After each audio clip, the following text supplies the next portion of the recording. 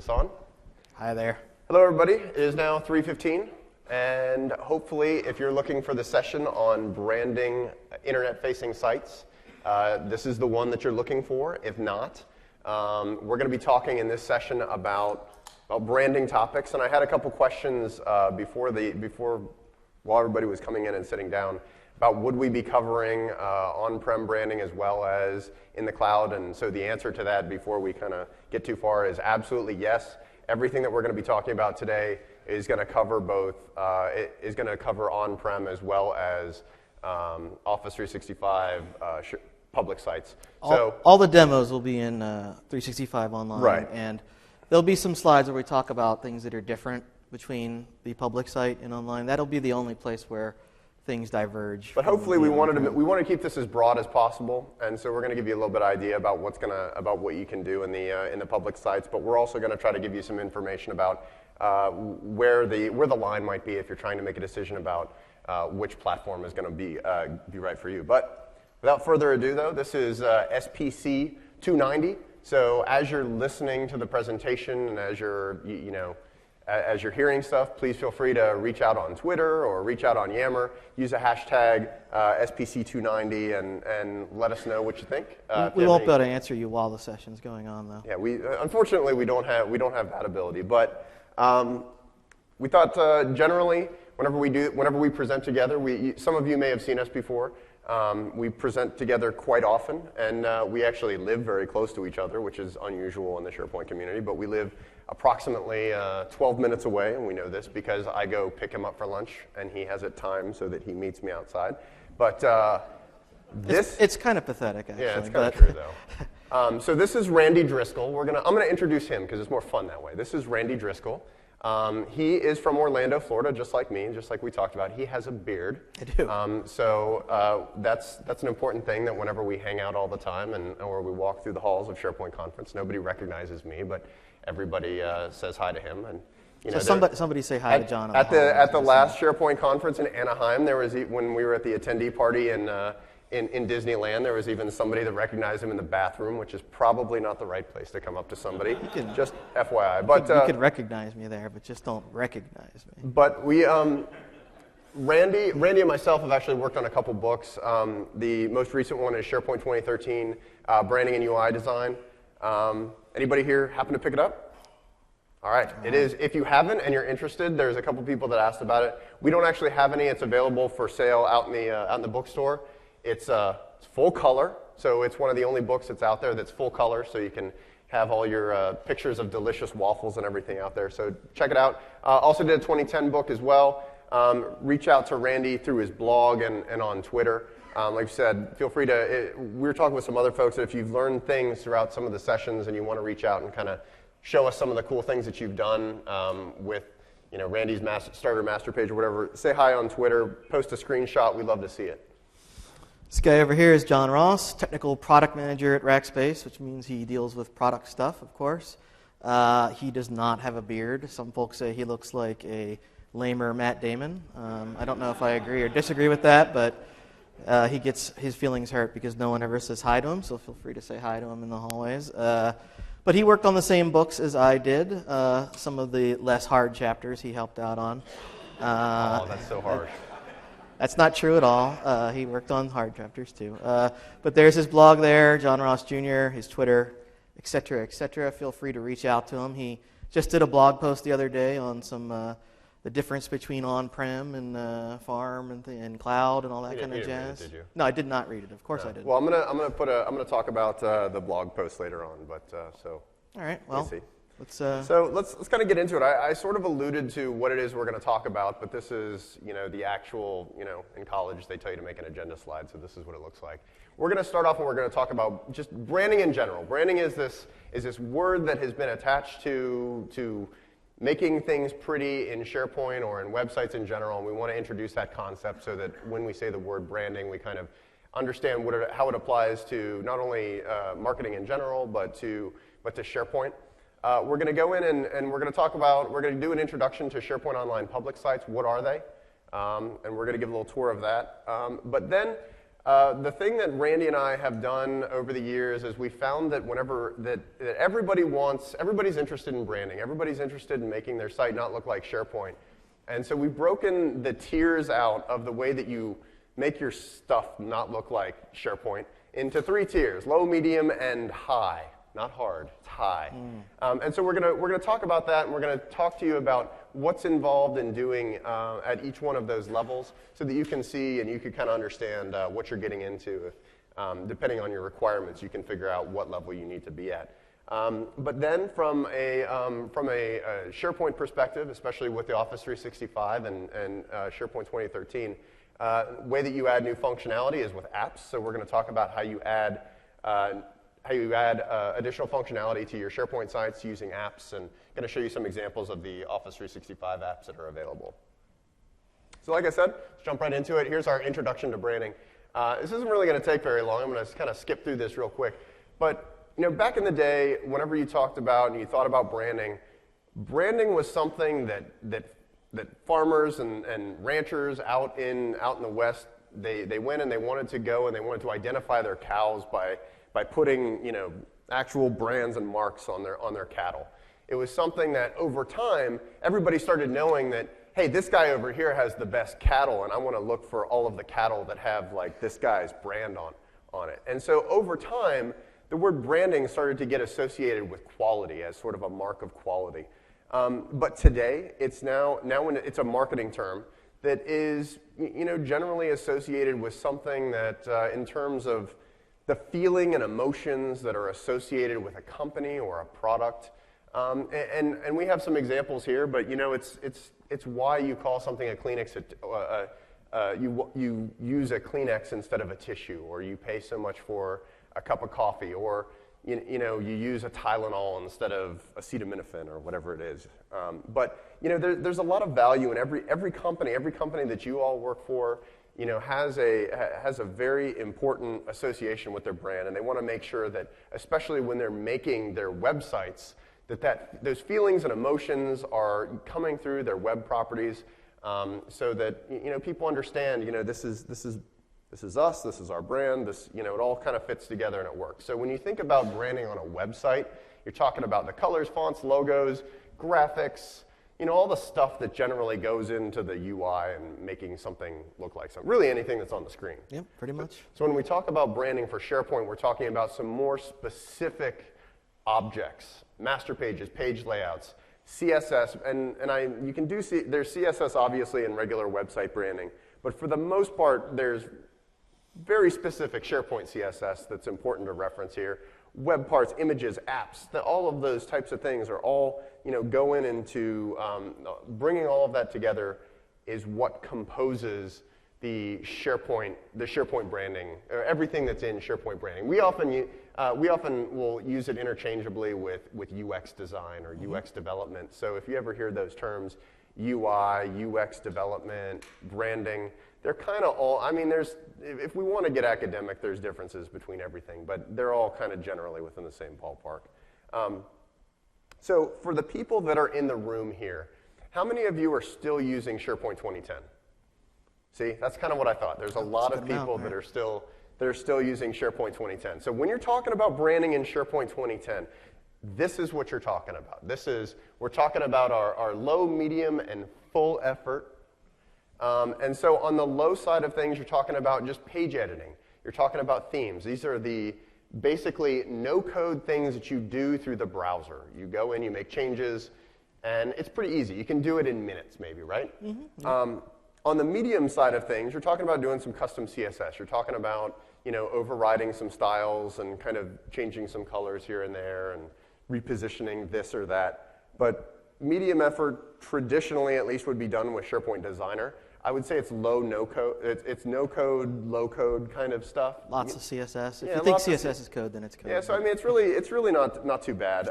But then full effort is everything else. That's custom master page, custom CSS, custom page layouts, XSLT, which is everybody's favorite, and then everything in between. So if you can design it and you want to create something custom, the full effort is the way that you go. Now, if we fast forward to SharePoint 2013, and we're talking specifically, whether it's SharePoint 2013 or whether we're talking about SharePoint Online, it's really kind of the same set. But you still have the low effort. Themes are now called compose looks. We're going to talk about that a little bit. But the low effort is still page editing. The low effort is still compose looks. The medium effort there, you notice that we've highlighted that medium effort in gray around the arrow there. And that arrow has actually gotten longer because there's more things that you can do in the medium effort. But the difference with the medium effort here is that the medium effort uses Design Manager for the sites and allows you to do custom CSS and background images and things like that. But it's a little bit more intense. I would say that it's where before we were talking in the medium range, we were talking about almost little to no code. There's still code involved here. It's just mostly going to be HTML and CSS. And we're going to talk about Design Manager as we get in there. But in that medium range, there's a lot more that you can do now, which is great, especially for if any of you are designers familiar with HTML and CSS, it's a little bit easier to get going. On the full effort, same deal. Full effort, you basically, it's everything above the medium effort. The difference is that you now have, rather than XSLT, you're now talking about display templates, which gives you a little bit more control and flexibility to make some of those roll-ups, whether it's with like search, content search web part. Content search and things like that. That is currently, and we'll talk about this, but display templates is going to be primarily something that you would look at in the on-prem stuff. Yes. But it's worth calling out. Let's jump into public sites. So if you're familiar with SharePoint Online, with Office 365, you have a couple different options of the plans. And these are just sort of I don't even know how many SKUs there are, but there's a ton of them. But they're basically broken out into two groups. There's the small business plan, and then there's the enterprise plan. So small business plans are really designed for small businesses, up to 25 employees, single site collection, and you still have that one public site. Yep. On the enterprise side, you get a little bit more flexibility. As you heard in the keynote, they were talking about infinite scalability and things like that. So we have a lot more flexibility on the enterprise plans to do more. It's a little bit closer to what you would say, a lot of you guys that are on SharePoint 2010, what you would all be used to. You can turn on the publishing. You can do create all kind of different site collections and everything. But you still only get one public site. One public site. Yep.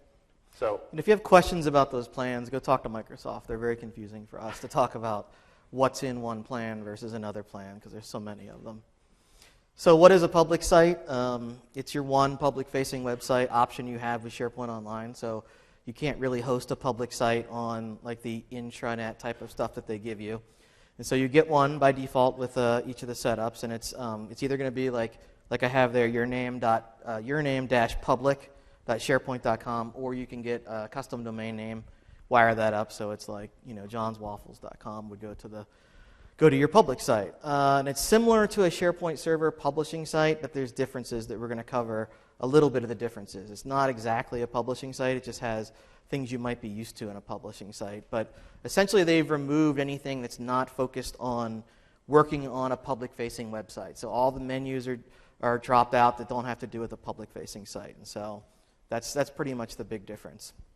So like I said, the site settings menu, the options are focused on public sites, so there's only like 25 options in the menu versus like I counted 63 in a regular intranet site, so you can see that there's a good bit less. And so it's all, again, focused on what you would want to do for a public website. And then I'm going to demo some of this in a little bit, but it includes a site tab on the ribbon, which is mostly shortcuts to stuff you could already do, but it sort of helps you to work with a public-facing website a little easier than the regular editing menus that come with SharePoint on-prem. It has a simple way to add CSS into things. If you're familiar with what device channels are, that's sort of how you could handle mobile devices coming to your site. The SharePoint Online public site only has one device channel. You can't make your own, and it's just mobile. And so they've figured out, I'm not really sure what the equation is, but they've decided what equates to a mobile device, and you can pick that device channel and change your look based on whether it's a mobile device or not a mobile device. It also includes an editable header and footer elements, which I think is really cool. I wish they had that in on-prem SharePoint and on regular 365 sites. It's only available on a public site and basically allows you to edit a header and a footer in edit mode, like your site owners can do that, and it persists across all the pages, which I think is great. Like, that should be everywhere. And then there's a button to take the site offline or online. So like if legal comes by and says, John said something dumb on the website, we got to take it down immediately. You just click that button and it goes offline. You mean if it's Tuesday or something? Exactly. And the other kind of, I guess, the downside you could say is there's no content query web part, no content search web part. There's probably other web parts that are missing as well, honestly, but those are the two big ones, in my opinion, that if you're doing a public-facing site, you might want to have a content query web part or a content search web part. So that's sort of something you have to get by without if you're going this route. Is it demo time? Ooh, that's fun. It is demo time. All right, swap me over. Number 5. He's alive. Did I do it? Yeah, I think we're up. Okay. All right, that's it for me. So for this demo, all I'm really showing you is just what is in a public site, because I imagine even those that are on 2010 have seen 2013, right? And so this is what's different if you haven't seen a public site, right? And you can see this is what you would get if you started a public site today. It's got these clouds in the background, et cetera. So I haven't really done much to modify it at this point, right? And so you can see it already looks kind of different than a normal SharePoint site. I'll head over to the site settings real quick, and I'll show you what I meant by there being less options here. You've got some stuff for managing people. You've got some of the designer galleries like master pages and page layouts, themes, composed looks. You've got things to manage the search and the help settings, and then you've got the look and feel stuff, which is what you would normally get in a publishing site, which is why I say it bears a strong resemblance to a publishing site. And then there's some regional settings and search down here as well. So those are like the main differences with the site settings. I counted. There is 25. You got it right. Awesome. I counted well. Like I said, there's this button up here that lets me take the site online and offline. I have it offline right now, just in case you guys would all just like hit it at once and like crash my 365 account, which they say you can't really do or whatever. But an extra amount of caution. After the session, I'll turn it online. If you guys want to go to spc14waffles-public.sharepoint.com, you could see the site or whatever. The other big thing that it's got is if I go over here, in a regular SharePoint ribbon, you've got the browse and the page. But if I click on site, this is sort of different. This is stuff that you wouldn't normally see. A lot of these are shortcuts to other things. Change the look just takes us to the composed looks menu. I'm not going to click it right this second. Edit title just lets us edit this title very easily. Change logo lets us change this blue logo here. Edit menu is the same exact thing as clicking this edit links button, so I think it's kind of dumb, but it's there anyways. Edit site elements is very interesting. I'm going to click that one. When I click that, you'll see that this header area becomes editable and this footer area becomes editable, and I can start typing in stuff, in there, like hello SPC or whatever, and then when I save the page, that's going to persist down there across whatever page I go to. And that was kind of what I was saying. I really wish they had that in regular SharePoint. A lot of our customers ask for that sort of thing all the time. So that's kind of nifty. Other than that, other differences that you have with a public site is when you go over to change the look, and which we'll talk about in a little bit, there's extra looks in here for various types of small to medium-sized businesses like construction, coffee. If you happen to be running a coffee shop, that might be a good one for you. Or if you're running a golf shop, that one might be good for you. But they have several in there that are geared towards various industries. So that's kind of cool, I guess. And then the other interesting thing is there's extra master pages. And so for those of you that don't know, master pages control like the outside, the shell of your design, the overall general look of your website, right? And so you'll see I have a few in here, RD, that are some that I've added in. You can ignore those. But all the rest of them are things that you get by default in a SharePoint Online public site. And if you've looked in a SharePoint 2013 site, you'll notice that it only has Seattle and Oslo normally. You'll see here there's also Berlin, Lyon, Tokyo, and then Oslo mobile, Berlin mobile, Lyon mobile, and Tokyo mobile. And they're really not that different from each other. They kind of just move the menus around and stuff like that. Like I'll pick Lyon real quick just to see what it looks like. Actually, don't even remember what it looks like, but if I go over to it, okay, it put the menus on the right. All right, that's kind of cool, I guess. You can see they're fairly similar to the other ones, but it does give you more options. The other cool thing I was mentioning, this device channel here, any mobile device, we can either have it so that when a mobile device comes to our site, it'll just follow a default channel, which means it would show the one I've got picked here, Leon, or I could say, instead show one of these mobile ones here. And just, I don't want to bring up a mobile device because we don't have like the ability to show you that. But like if I pick Leon Mobile and apply it, you can see kind of what it would look like if we came to it on a device. And if I go, oops, if I do this, you can see it's got this little thing here where the menu sort of responds a little bit to my movements, which is kind of nice. And so you could, you could pick that and have that be your default for when someone comes to your site on a cell phone or on a tablet or what have you. And so I think that's pretty much it for the tour. If you want to switch back, and then I'll reset the website back to normal for the next demo. All right, so when you're talking about SharePoint Online public sites, what kind of sites can you make? Kind of as we were saying, there's tons of cool stuff that you can do, lots of powerful features, but there's some caveats here. So it's generally geared towards smaller, more brochure sites, and we'll help you, later on in the session, we'll try to give some context of what that specifically means. You can make, but pretty much, if you've got a design idea, you can probably make it work in SharePoint public sites if you're willing to spend the time. And I think that that's one of the key takeaways is sometimes you've just really got to consider your scenario and the amount of effort that you're going to spend to see if it makes sense to put it in SharePoint in the SharePoint Online public sites. But there are less settings and control that you have. So you really just need to consider your options and your scenario about what's going to make the most sense for you. But there are a few examples of really cool SharePoint Online public sites. I just want to give a caveat, or however you say that word, to this. I just wanted to show you only SharePoint Online public sites, right? So I wasn't able to find a lot that people have admitted that they actually created in SharePoint Online public sites. So if we just wanted to show SharePoint sites that are on the web, you could go to topsharepoint.com and look at all their examples that they have on there. They kind of archive cool websites. But these are just ones that I know for sure are running in a public site on SharePoint Online. Yes. So this one is actually, if you go to MicrosoftOfficeDemos.com, I don't think you actually see this UI. But what's on there is if you're a partner, I believe, or an MVP, or you have special access, you can download, you click on it, and you could create trial 365 accounts that are loaded with demo content in them. And this is the default public site that it creates for it. And it's sort of like a restaurant website or something like that. It looks different. It does look different. This is one that I think is actually a really cool site that another MVP that we know worked on. He's actually going to be presenting about a session if it hasn't already happened. He may have already. So definitely check out that session. Todd Baginski, I don't know what the title or the number of the session is, but he's talking about how he built, or his team built, whymicrosoft.com, which is actually a pretty nifty little site if you check it out, and it's sort of responsive and jQuery-E, and it looks like a modern, any website you'd see on the internet or whatever, and they're using public site, they're using Azure, they're using a number of different technologies to make it exist.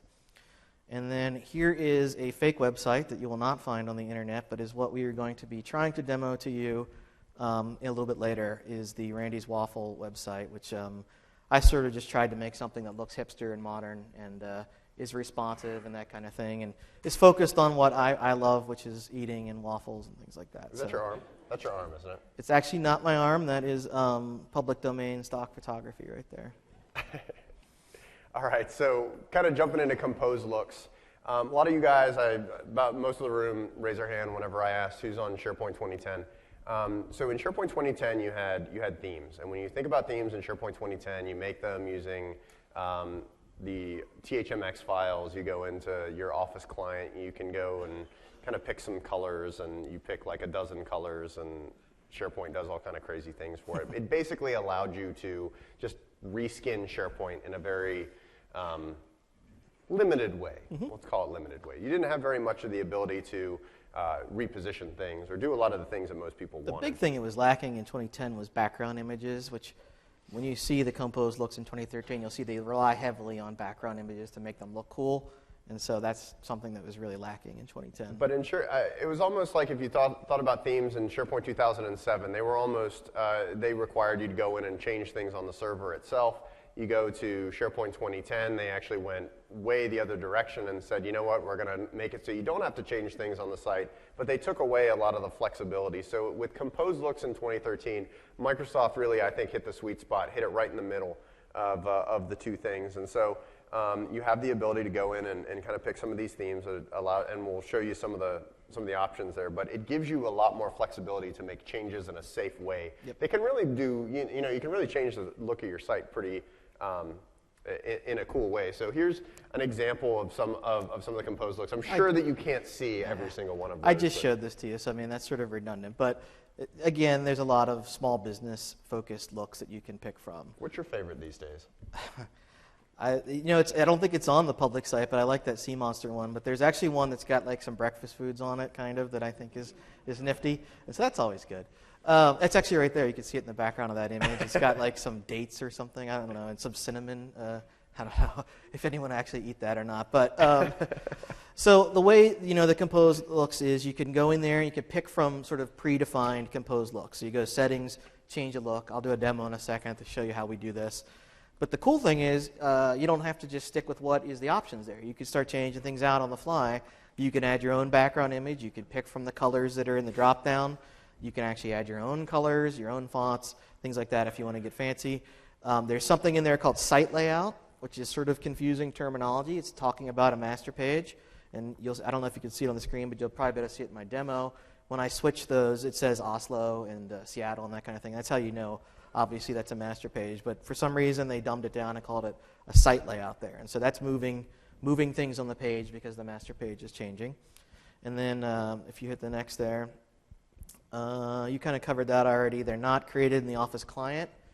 In 2010, you did use the Office client to create your own themes. And so now, instead, what you do is to create your own composed looks. I'll show you this. There was another session earlier in the day where they've deep dove into this idea. And so if you really want to learn how to create your own, I definitely recommend you check out that session because they spent the whole hour just talking about how to do this. But essentially what you're doing is you're going into a gallery and you're adding XML files for the colors and the fonts. And then there's another gallery that's sort of a list where you set what the default background image is, default colors, default font, default master page. And this is a screenshot of those two menus side by side to kind of show you how you would set it up. And it's a little bit confusing again because one of the things uses terminology that I would use, like master page, and page URL, image URLs, things like that. And then the other one, the change look menu, is I guess more for users, right? So like the one on the left is for maybe you guys might be creating your own composed looks, so that's a little bit more technical. So it uses the actual technical terms.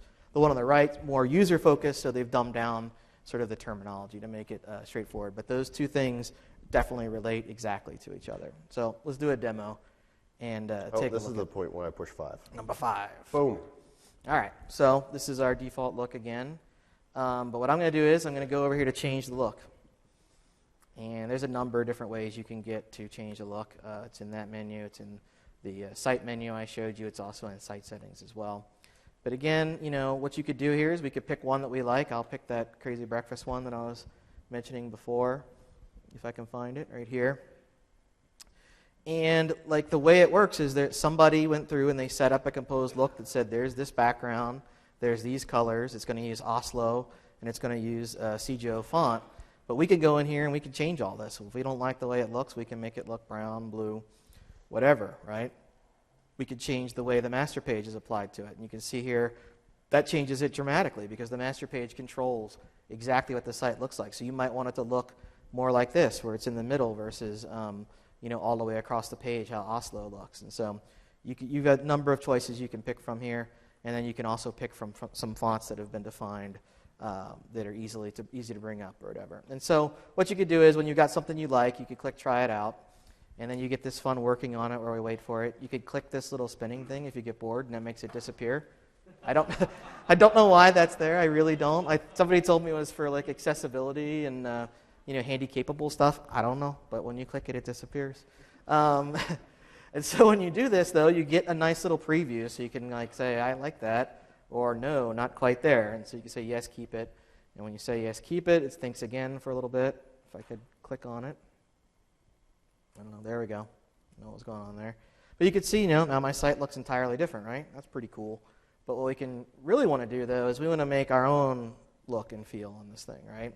And so what we could do here is we can click on the current one, and I can change this background image to be a background image that, I want to use. And so if I go to my desktop here, and then I go down to demos, I have a background image, which is breakfast themed, of course.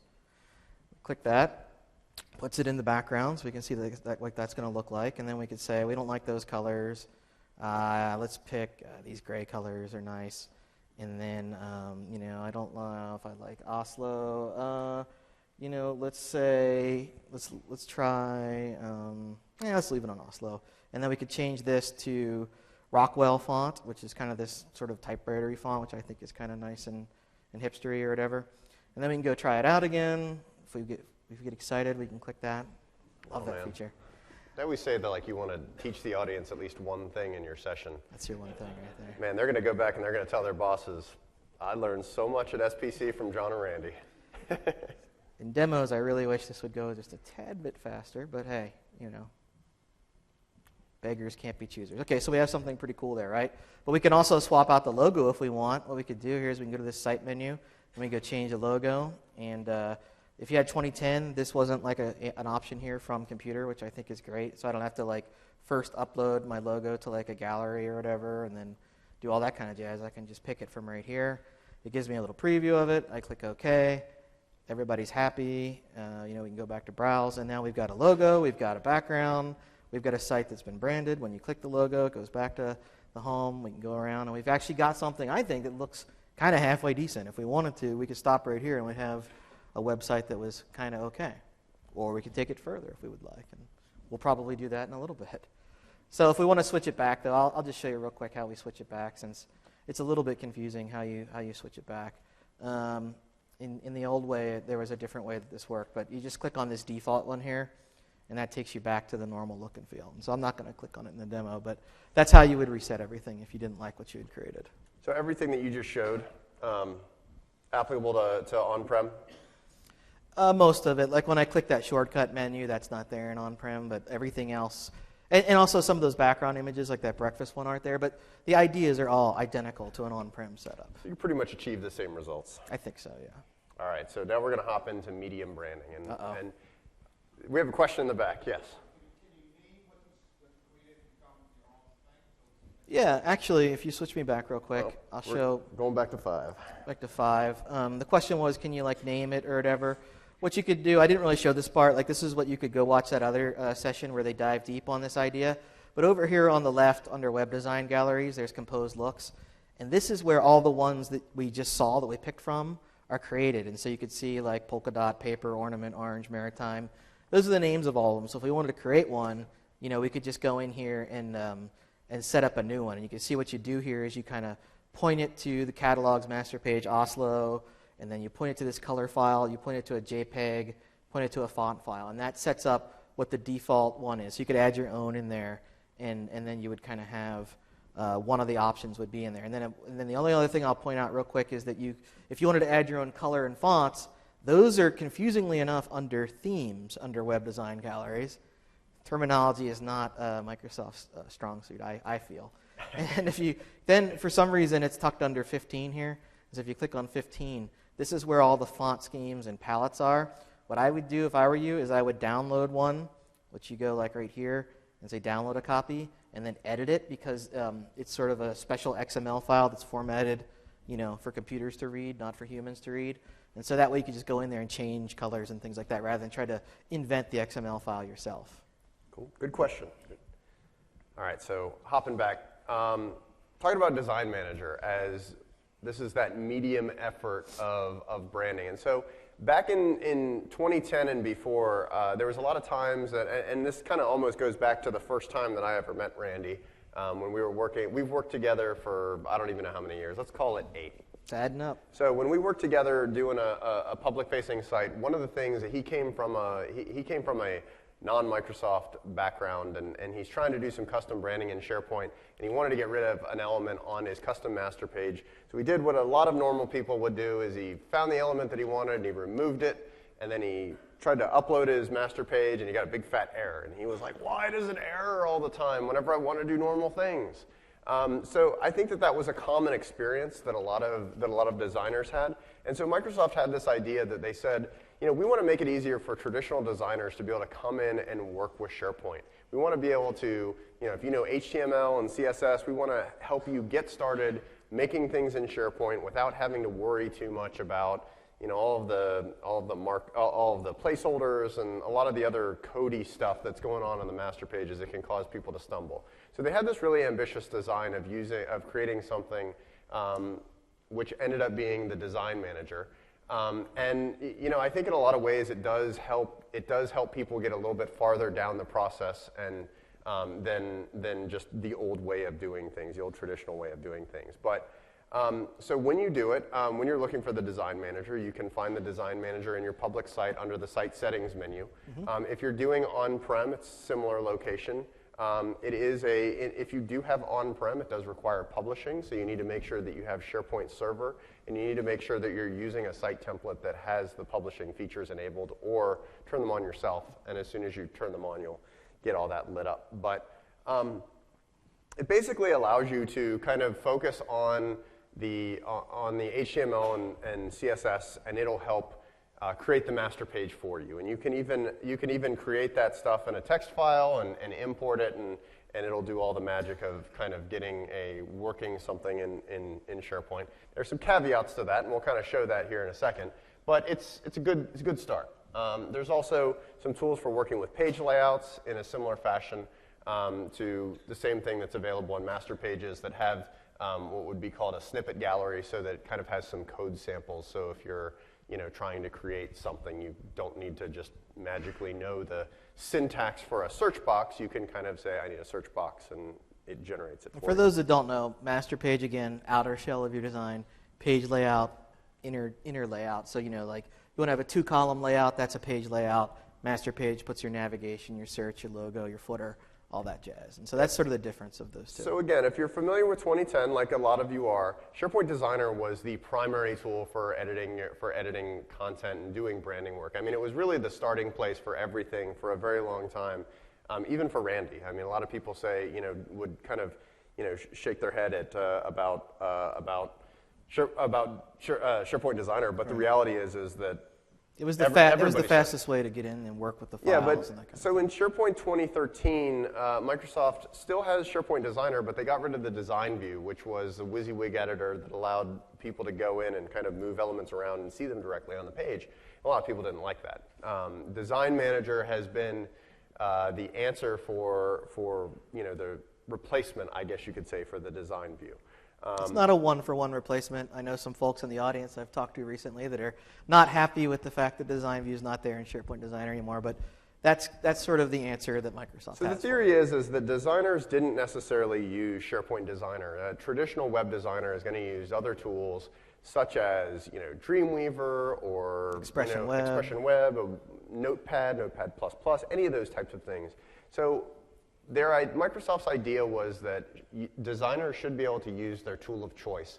And the way that designers typically did design work and made changes for sites was basically finding a drive and then just updating the files in that drive, and it'd just magically show up on the site. And so they came up with this idea that you could map a drive in Office 365, or on-prem it works too. Yep. So you go to the master page gallery, you map the drive, you have access to your files right there, and you make the changes right, and you just hit save, and changes are there.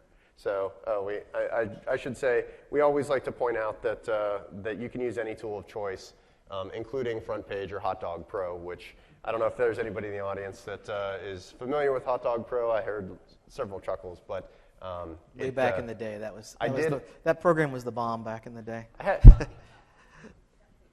I did actually do a search once to see if Hotdog Pro existed, and the site, I believe, is still there. It doesn't look like anybody's using anything. But anyway, so in Design Manager, all the master pages and page layouts are essentially going to be HTML-based. Mm-hmm. Yeah, essentially what you're going to do is you're going to be editing HTML, and when you hit save, it's going to be updating a master page. And so there's a couple ways you could get started with it. You could say, go in Design Manager and say, create me a new minimal master page, right? And that sort of just gives you the basics in order to get a site kind of up and running, right? Or what you can do, which is really cool, is you can convert an existing HTML design into a functioning master page. And now, that kind of sounds cooler than it really is, but it still is extremely helpful. Like, it kind of implies that your job is done after you click that button, and that's not exactly the case. But it is there nonetheless. And so once you've got this going, let's say you've converted an HTML file to a master page, what happens is you upload it, you have an HTML file, and then SharePoint creates a master page file, and you edit the HTML one. Every time you make a change, it updates the .master file. And so you always edit the HTML, and then it updates the master file. And so that's the same way the page layouts would work. You could create page layouts that way as well. And we're going to demo that in a second. And so, I mentioned that, the master page is your shell that holds everything together, right? And so let's say you've converted your HTML design into this master page, right? Well, SharePoint isn't smart enough to know where you wanted the navigation to be, and where you wanted the search box to be, and where you wanted login to be, and web parts, and headers and footers, and all that kind of jazz. And so your next step after converting it is you have to put that functionality into the HTML master page. And so back in the olden days, what you had to do was read a book or read a bunch of blogs and learn what all those controls were and how you registered them at the top of the master page, then added them and hoped you did it right and didn't blow everything up. And so in the Design Manager, what they did is they've given us what's called a snippet gallery. And so it's got a lot of the common functionality you would normally see in a SharePoint site. You got navigation, breadcrumbs, search box, title, logo, sign-in, web parts, headers and footers, probably a bunch of other stuff too, right? And when you pick one, it gives you an HTML snippet. And it's a commented out HTML. It looks kind of like, if you can see the screen there at the bottom left, it looks like that. It's kind of ugly. They don't mean for you to ever read that snippet. It's not necessarily very human readable. What it does is, if you were editing this since it's HTML now, so if you're editing this in Dreamweaver, they needed something so that if you put it in your HTML, Dreamweaver wouldn't barf on it, right? And so it's like a commented out thing, so Dreamweaver skips over the comment, right? But then SharePoint can read that comment and know that it needs to put the SharePoint functionality right there. And then it also includes a preview, which in some cases is just an image, and in other cases is a bit of HTML with some styling. And so that when you load this into Dreamweaver and you go into like the design view, it shows you something that at least resembles what's going to go into that area. Now, it's not exactly what goes in that area, so that can be kind of confusing and hard to deal with at times. But at least it's kind of moved you to the point where you don't have to memorize what all these things are. And so we're going to show you that in a demo in a little bit. But so the demo that we're going to show you is that Randy's Waffle site that I was talking about. And in this demo, it's HTML5 and CSS3 is what it's based on. And I'm not going to go too much. I'll fly through the file real quick. I'm going to assume people know HTML and CSS. If you don't, feel free to read up on it and then come back and listen to the session again or something like that. But we could spend all day probably talking about that, because that's actually where a lot of the functionality of the demo is sitting in HTML and CSS3. It doesn't involve SharePoint very much. There's also responsiveness to this design. So we're using media queries for that, and that's a CSS3 concept. And so when we resize the page, things will change dynamically. We're using web fonts that I thought were cool. One is called Lobster2, and one is called Bitter, and they're from whatever that word is, G something fonts. We're not allowed to say that. We were told we're not allowed to say that. We weren't actually told, but you know what? It's more fun to say that. It is more fun to say that. And then there's also jQuery involved, and there's something called a flow type plugin, which I use, which really all that does is it's just going to make text get bigger and smaller as you resize the page. I thought that was kind of a fancy, fun thing to do. And so we're going to try to make that happen in SharePoint. And if all goes well, maybe we'll achieve something interesting. So I'll say this demo that we're doing right now is pretty much going to be, at this point, almost one-for-one identical to if you did have on-prem. Yes. If you did have on-prem, you had access to publishing, or you even were not doing this in a public context, you were doing it for an intranet site on Office 365.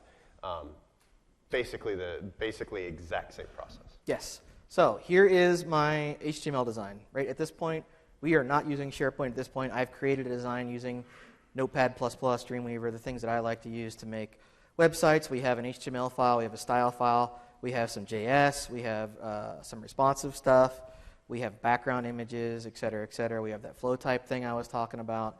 All that stuff has kind of come into play here. I have I have this local.html. The only reason I have that is just to demo this without having to have IIS loaded on this box or whatever.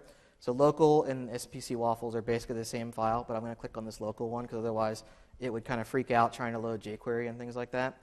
So here's what the design looks like. It's not the most exciting design in the world, but I think it matches what is a popular look these days of sort of having something that expands across the whole page, has some color blocking and some big photos and things like that. And if I resize the page, you can see that some things start to happen. The fonts, it's probably hard to tell, but the fonts are getting smaller as I do that. And then when we hit a certain point, the responsive kicks in, and that is what I would expect it to look like on a mobile phone if you went to it. And so really, all that's happening in CSS again. And so, there's a little bit of jQuery, a little bit of CSS. And so if we pop the hood on those files real quick that make some of the magic happen, I'll do a quick tour through them. Can we see those fonts? I think that's kind of readable. Should I bump it up a little more? A little better? Okay. Again, this is just an HTML5 file. There's nothing special about it, no magic going on. In order to make the responsive work, we have a viewport. We load our styles up. We load in our Google fonts here. We load in the jQuery. We load in some other jQuery. We load in the flow type, and then we get to the body content of the page, where it's just, I try to keep things pretty simple with divs, with classes. You may want to do it a different way. I don't know. And, it's just basically HTML. And then I bring in, there's this waffle init, and all that does is just call the flow type library to make it so the text gets bigger and smaller. But this is probably something that like any HTML designer or whatever would be able to crank. If you're an HTML person, you should be able to do this sort of stuff, right? Okay. And then the style file, the CSS file is just typical CSS. We have some web fonts in here that load in that special font that I was talking about. And then it's just typical CSS. And then for the responsive stuff, what you'll see here, if I scroll down far enough, is you'll start to see media queries, right? And here's one. There's one at sort of the 700 pixel mark, and then there's another one that kicks in at 568 pixels, which is what I assume to be, a cell phone type size, right? And so basically what happens is, if you haven't seen how media queries work, is in CSS3, if a small screen comes to this site, that's the only time it's going to kick off the stuff that's within this section of the CSS. And so all the other CSS is going to apply normally, and then a small screen comes to it, and then this stuff kicks in. And that's when you see the design change from this to this, is when that kicks in right there. All right? So that's all basic stuff, right? So now let's see if we can make that work in SharePoint. So the first thing I'm going to do is I'm going to map a drive to my SharePoint site. And I already have it mapped just because it can be finicky, and if it fights you, I don't want to ever have to fight that in a demo. But what you would do is if you load up your File Explorer or whatever and you right-click on this PC, you could do map a network drive, and then you just paste in the URL for your site. Now, before you do that, though, make sure you log in with IE into your site, authenticate, and say, remember who I am. I think that's sort of key to getting this to work. And if you have more problems with it later, there's a link in the deck for troubleshooting. That can be very frustrating.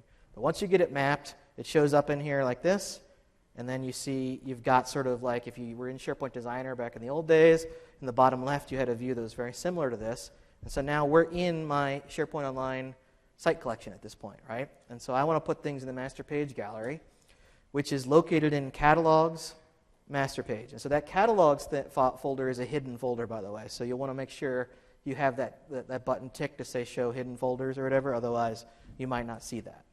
And then this is something that's a little bit different in the public site. For whatever reason, there are all these language libraries in there for different locales.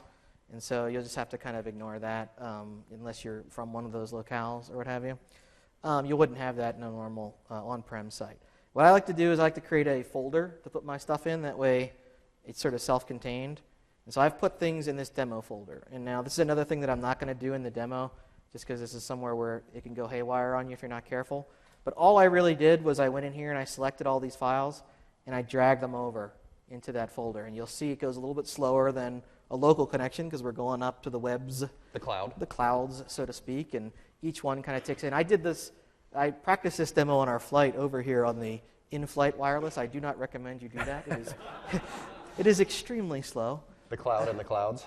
Yes. And I like to name my HTML file not index.html because it's going to use that to name my master page, and it's kind of dumb to have a master page named index, because you might have 3 or 4 of them all named index. So give them a cool name that makes sense to you, right? Okay, so we've uploaded all those into there. They're all in the site, right? And that's where the magic is going to happen, hopefully, now. Okay, so we've got our basic site. It looks like it always did before.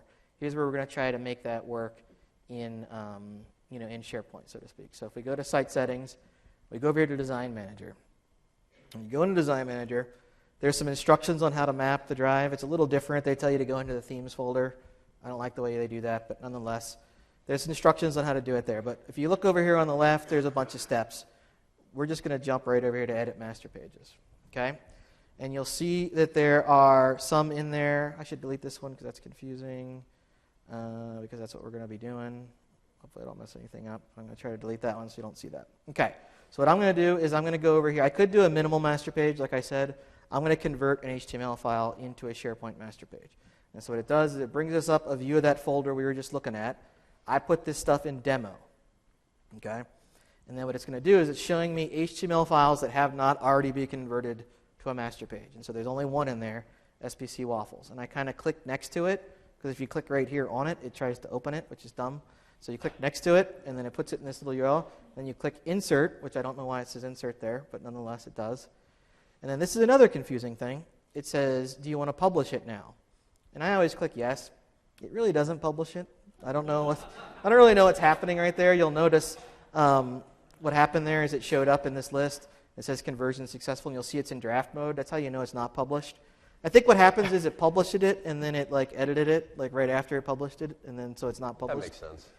Yeah, it is what it is. And so if it failed, it would say an error right there, and you could click that, and it would kind of try to help you figure out what the error is. And we have a slide that talks about some of the common errors you might see in there. But what I'm going to do real quick is I'm going to publish it so that I can actually pick it.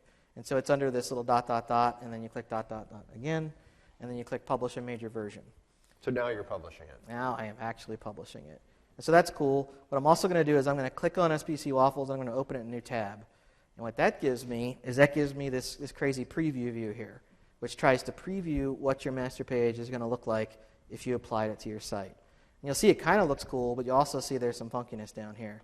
And you'll see that this is where the actual page content is, not where my page content is. And this is the part that when we were writing the book, and Randy gave me a little bit of homework to go in and do this, and I got to here. And so I think most of you, whenever you're going through this, can have no problem getting to here. So if you're curious about how to turn this into something real, this is the meat and potatoes of the Sure. Of this and so what I like to do, though, is I don't like using that preview. I'm going to go apply the master page anyways to the site so I could just see it in real life, so to speak, right? And since I published it, I can do that. If you hadn't published it, it ain't going to show up right here. And so then I'm going to click on this, and it's going to think for a second. It's going to apply it to my site. I like to just look at the site and say, this is what it really looks like, right? It almost looks like our job is done, but it's not done.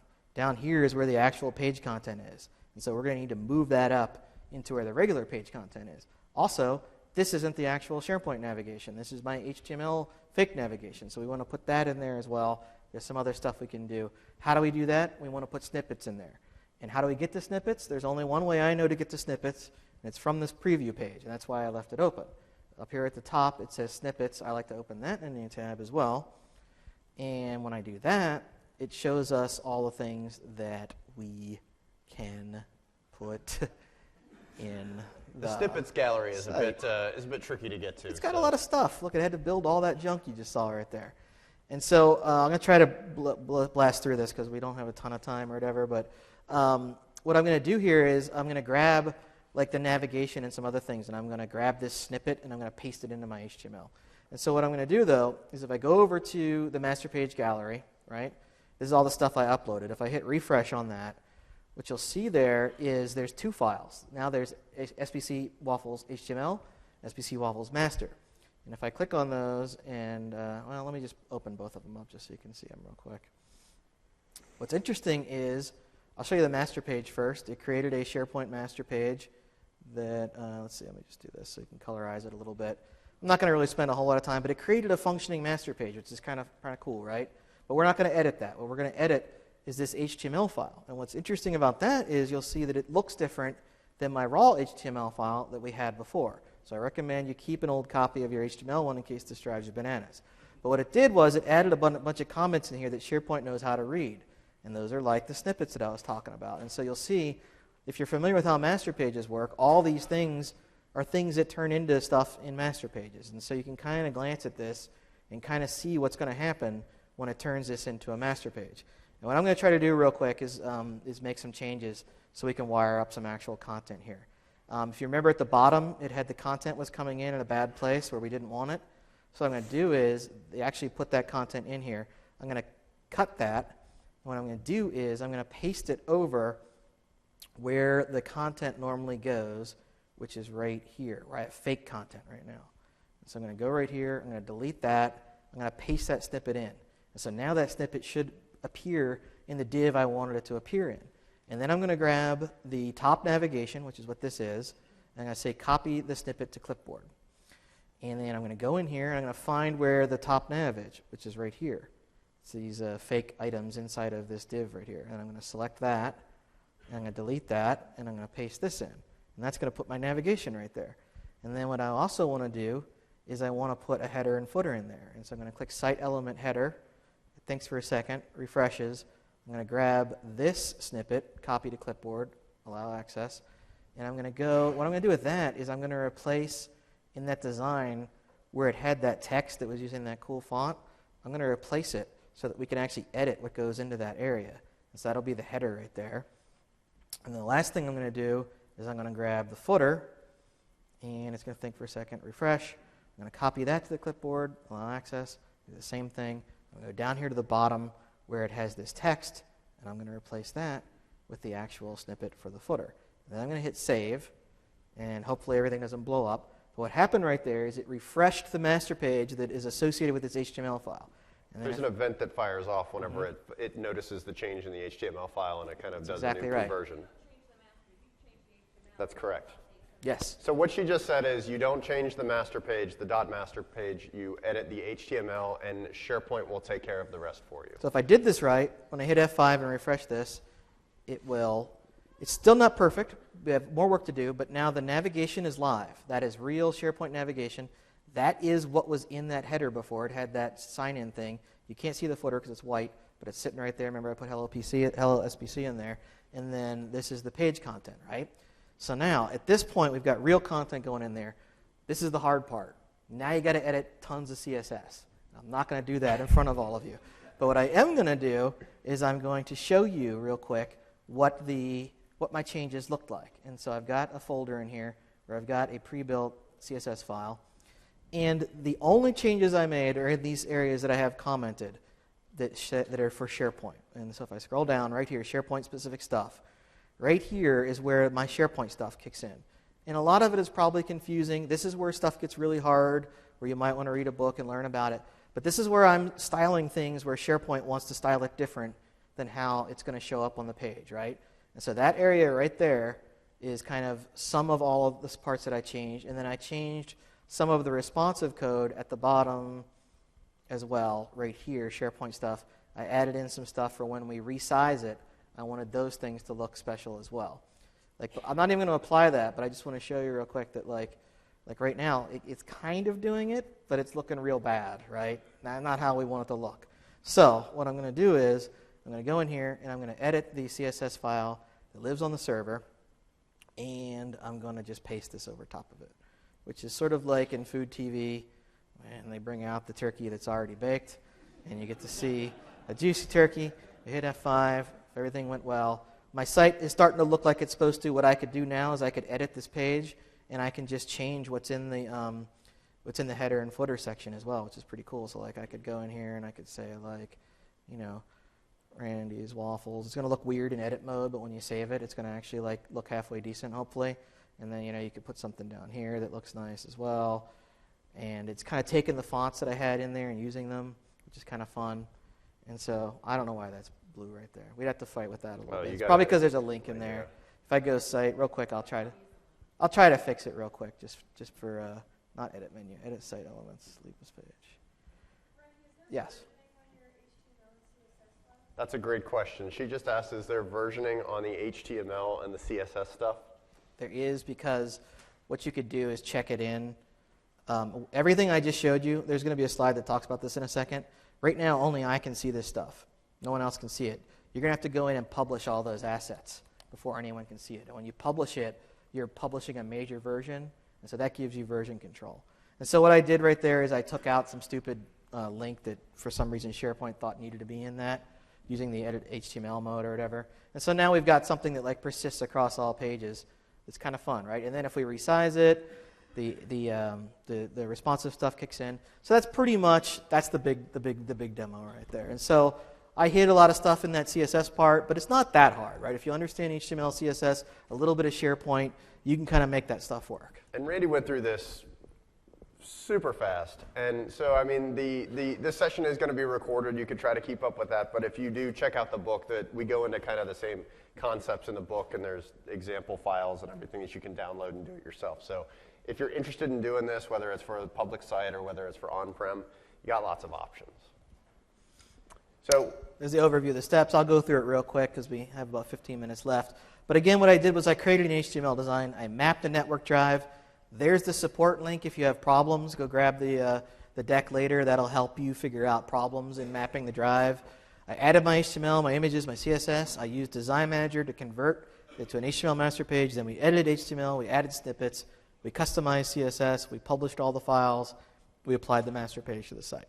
Whew, a lot of work. A couple gotchas I'll go through real quick. If you're going to do an HTML design, check your doc type at the top. SharePoint likes it to be uppercase. Some folks that make templates make it in lowercase. So make it uppercase before you try to convert it or it'll blow up. Watch out for IE hacks, like this little commented thing where it says if less than IE8. That can choke it, so remove those as well. Embedded JavaScript on the page often gets commented out. And so what I did was I included a link to a JS file. That works a lot better. Watch out for HTTP and HTTPS references, because when you're logged into the public site, it only works in HTTPS. But when you go to it, when you say, hey, John, check out this cool work I did, he's going to go to it on HTTP, right, because he's an anonymous user. And you need that to work in both, and so there's a way you can do like a protocol relative referenced link, // Don't forget to publish all your files. Whew, it's fun. All right, advanced branding, doing stuff the old-fashioned way. Yeah, and so we're not going to get too far into this. There's other sessions at the conference that talk about advanced branding. I think Kathy Dew's session, talks about some of this. I think Eric's session might as well. But essentially, the process is the same as it was for 2010. It's very similar to what I just did in Design Manager, only you've got to do the work now. And so there's nothing to create you a starter master page. You're not working with HTML. You're just working with a .master.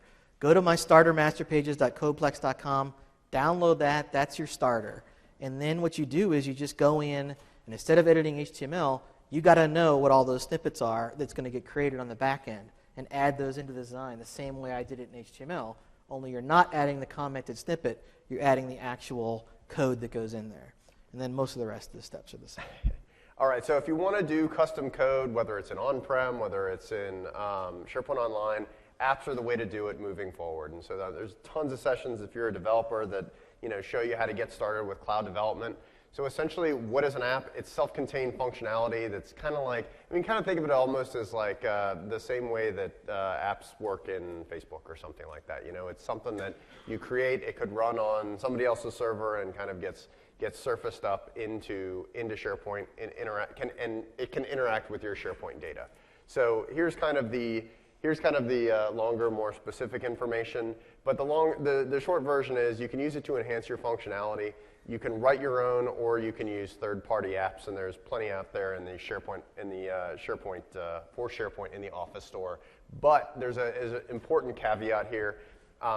If you're talking about public-facing sites or internet-facing sites, not all of the apps support anonymous users. So right, and there's not something in the store that'll tell you that. So you kind of have to just grab them and test it, and it'll blow up on you if it doesn't. That's how you deal with it. I went through and I found a couple apps that I thought were cool for public sites. There's probably others in there. These work anonymously. There's Bright Banner, which is a cool rotating type of jQuery banner that you can use, and you can just add your images into a list and it rotates them. Location Finder is cool for mapping, like Google Maps and stuff. and our stock price puts a stock price on the page. Those are some fun ones you can do real quick. So this is one of the things that I want to talk about. We're going to, in the next slide, I'm going to talk to you a little bit about the difference, how you decide whether or not a public site is going to be good for you, or if you should go on-prem if you're trying to make that decision. But I wanted to try to take a step back for a second and just make sure everybody understands that when we talk about cloud versus on-prem, what we're talking about. When we talk about cloud, cloud in the most simple sense means you're running on somebody else's server, whether that's Office 365, whether it's in Azure, whether it's at another provider like Rackspace or something like that. You have lots of, cloud is anyone else's server. There's different types of cloud. I'm not going to get into that. On-prem, though, has multiple meanings. So a lot of times when people hear it, they think about it as a location. On-prem physically means like it's running in my data center at my company.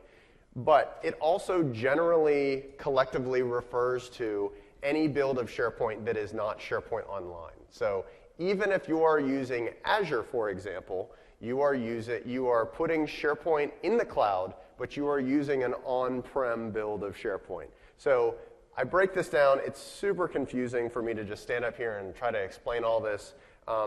Take a look at the blog post that I wrote, the one that Randy claims that he read that he didn't actually read. But go to the website, and I try to break this down because I think that there's a lot of confusion out there. I think the cloud's a great thing, but I really think that it's easy to get caught up in some of the terminology because it gets pretty confusing just depending on who uses the terminology and what. But if you're trying to figure out, should I use a SharePoint Online public site, the answer could be yes, the answer could be no, the answer could be maybe. And so we broke this out. I'm not going to go point by point and read everything. But this will help you decide, when we talk about, you're looking to do like a small-scale brochure site, huge sweet spot for SharePoint Online public sites. It's really inexpensive and affordable for small companies to do public-facing sites like that. But if you're looking to do things like highly stylized, complex branding, cross-site publishing with transactions, e-commerce, that kind of thing. Or you want to do any of like the content query or content by search web parts, on-prem or a farm install is really going to be the better way for you to go. So take a look at this. Look at the slides after this if you're kind of on the fence about any of this. And we wanted to help kind of give people a guide on the thought process there. But just kind of wrapping up, what do we talk about? Lots of options for branding internet sites. No matter what your skill level is, whether you're looking for, just to do stuff out of the box, whether you're looking to do the full effort stuff or somewhere in between, no matter your skill level, no matter what your requirements, you should be able to figure out what's going to be the best combination and fit for you. And then, you're going to be able to figure out what environment's going to work best. There's lots of great options, whether you're talking about the SharePoint Online public sites or whether you're looking at something like on-prem with Azure or other options. So keep it all in mind and make sure that as you're, match your solution and match your requirements with the best platform, and everybody will be happier. But please take a look at my SPC and go off and evaluate this session. Hopefully everybody enjoyed it. If you enjoyed it, please give us 5s. If you didn't, don't read it. Pick another one. Exactly. but thanks, you guys. I hope you have a great rest of the week here, and we'll see you soon.